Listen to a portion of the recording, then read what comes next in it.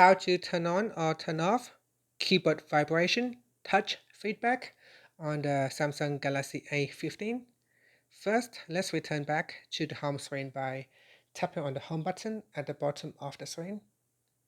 Then swipe down at the top to open up quick settings.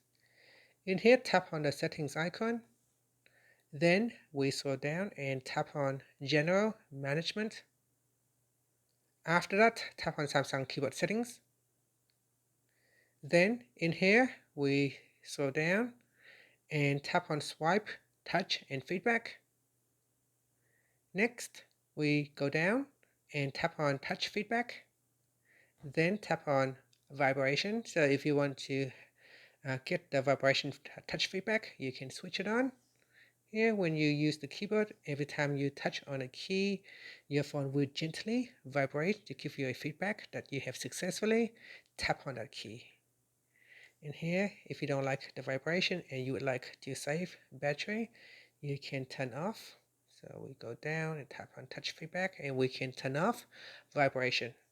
And after that, you can tap on the home button to go back to the home screen.